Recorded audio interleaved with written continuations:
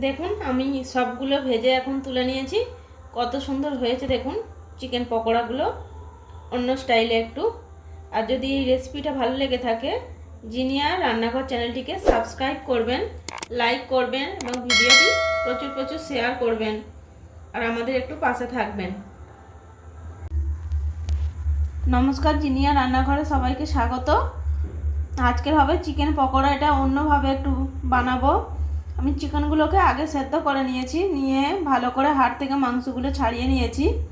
নেওয়ার পরে এর মধ্যে দিয়েছি রসুন কুচি, 2 কোয়া পেঁয়াজ কুচি, 2টো বড় সাইজের, একদম মিহি মিহি করে কুচোতে হবে। আর নিয়েছি কাঁচা লঙ্কা কুচি, আর নিয়েছি 1 চামচ মতো বেসন, আর সামান্য পরিমাণে খাবার সোডা দিয়ে আমি এটাকে ভালো করে মাখিয়ে রেখেছি। আর দিয়েছি স্বাদ মতো লবণ, দিয়ে 10-15 মিনিটের মতো আমি এটাকে মাখিয়ে রেখে দিয়েছি। তোর কড়া বসিয়ে তেল গরম করে আমি এখন এগুলো বড়ার মতো করে ছোটো ছোটো করে দিয়ে দেব।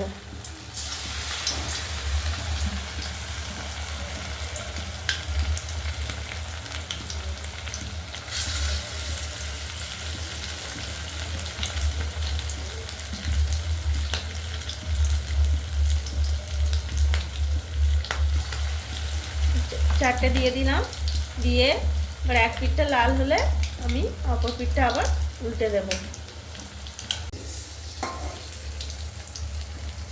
আমার এক পিঠ এই লাল লাল ভাবে ভাজা হয়ে গেছে। আমি কিন্তু অপর পিঠটা উল্টে দিচ্ছি। আর ভাজার সময় গ্যাসের কিন্তু সিমটা একদম কম করে রেখেছিলাম। এই যে ধিমে আছে, এটা আস্তে আস্তে হবে ভাজতে হবে, তবে ভেতরটা ভালোভাবে ভাজবে, না হলে ভেতরে কিন্তু কাঁচা থেকে যাবে। এবারে এই অপর পিঠটাও ভালো করে লাল লাল করে ভেজে তুলে নেব।